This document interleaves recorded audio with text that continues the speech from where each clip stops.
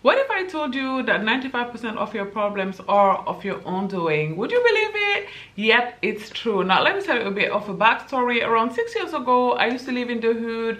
I didn't have a car. Hell, I didn't even have a driving license. Mind you, I was 31 at the time. I had really low self-esteem and no confidence whatsoever. Now, we are 6 years later and I live in my dream apartment. I have a car and a really good sense of self. Now, on paper, it may seem like a lot have changed, but in reality, wanting and wanting only did. And I started taking radical responsibility for my life. I stopped being a chronic complainer and I started looking at where I was the problems. Even in a situation where it seemed like I wasn't. Let me take an example. It seemed to me like everybody was taking advantage of me. But as I really looked at it closely, I saw that because I was a people pleaser and I was always giving, then of course people kept taking, right? Understand that in life there is no 100-0. Now they can be 90-10, they can be 90-10, right? You can be free of blame for 90% of the thing, but there is still the 10% that is on you. Like in the people pleasing example that I just gave you, because I kept giving because I wanted to be liked,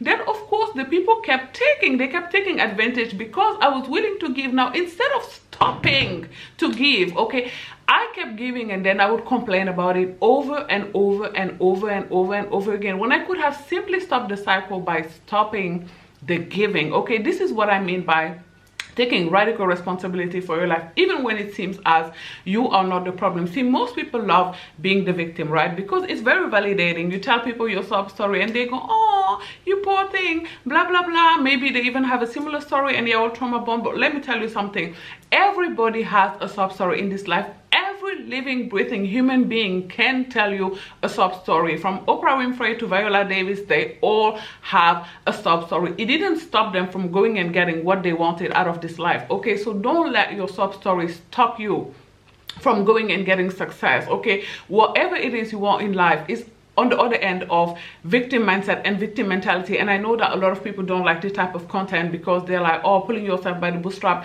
content is victim blaming. But really, if you have any other solution that works, then we are all ears, right? Let us know in the comment section down below so we can all read it, because I don't know of anything else that works but putting yourself by the bootstrap, even though you didn't have the most favorable cards to begin with, right? So yeah, if you're really serious about changing your life this 2026, take radical accountability. And of course, there are situations where we are not at fault whatsoever, like RAPE, or maybe you're just crossing down the street, you're not even looking at your phone at all, and this car just come out of nowhere and hits you. But except for that, we are actually at fault for what's going on in our life. Like if you have been big before last year, chances are you are going to be big this year.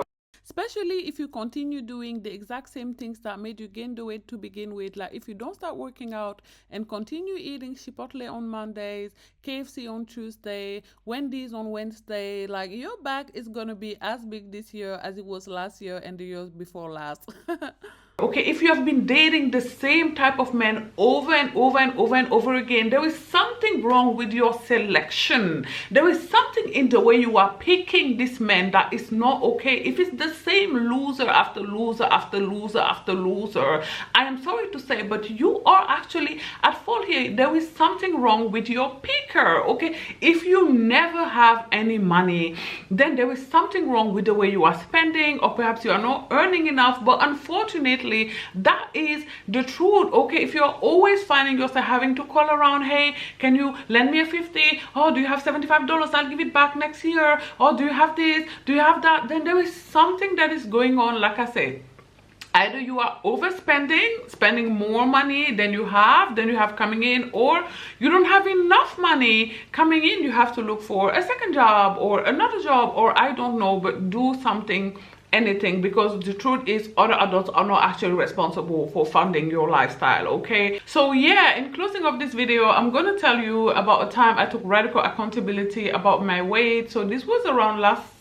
summer in August, I believe, because my sister was still here. I went with my mom to a clothing store, and as I was leaving my house, I was wearing this green dress from Zara. It was in a size medium, and it was made of a material that was very unforgiving in the sense that it didn't have any stretch whatsoever. Now, already from my house, I could feel like, you know, the dress was kind of tight, but I felt like it would be okay. And lo and behold, we get to the store and I saw another dress that I really liked. So I took that dress and I tried it on and I really liked it. So I was about to purchase it, but you know, first I had to rewear the dress that I had on coming into the store so that I could go and pay for the dress that I wanted to purchase. Now, as I wore the dress that I originally wore from my house, like the green dress that was kind of tight, I saw that I couldn't zip it up.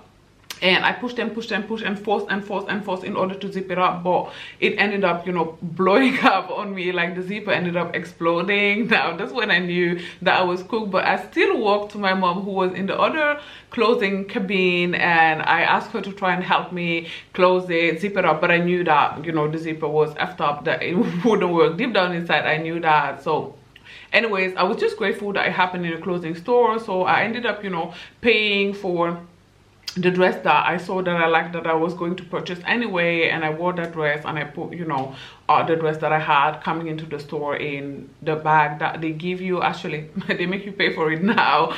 I put the green dress in that paper bag, and I remember as I was walking out of the store, I felt one feeling and one feeling only, and it was gratitude. I was so grateful that the incident happened while I was in a clothing store, and I remember thinking at that moment immediately, I am going to be taking 15,000 steps a day starting today. And I started that day. Okay, yo, shout out to my mom. Poor thing, she had to work with me all afternoon. We ended up taking 12,000 steps, but you know, it's better than zero. And towards summer, every single day I took 12,000, 13,000, 15,000 steps every single day, and I unbigged my back. You know what I could have done? I could have just ignored that incident, because I have a lot of other clothes that are in a size M that still fit me. Like, they still fitted me at the time, you know, because those materials, I guess, were more forgiving and they stretch more.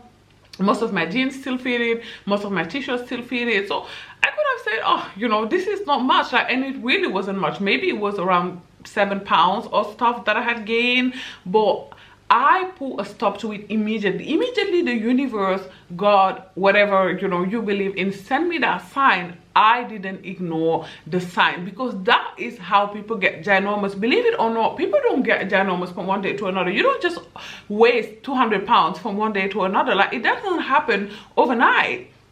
What happened is that people see that they gain weight little by little, bit by bit, and they ignore it. Okay, you know, people tell them, friends, family, you know, you're gaining a little bit of weight. They're like, yeah, sure, it's okay, I can see it, I can see it in the mirror. They can see it in the mirror, and you know, that's how the weight creeps in on you. You can see, you know, you were wearing M, now you're wearing L. From L you're wearing XL. You're like, oh, it's fine, you know. And this is how you get to XXL, and this is how now, if you're going to lose the weight, it's gonna take like at least a year, because now you have 75 pounds to lose. Okay, so don't let it get to that point, whether it's with weight loss or anything else. I want to beg you today to take radical responsibility for your life. Whatever it is that has been going on over and over and over and over again, you have to put a stop at it. You know, people love to say new year, new me, but that is jack. Okay, the truth is, new year, same you. Nothing changes until you do. Wherever you go, there you are. Okay, so take radical responsibility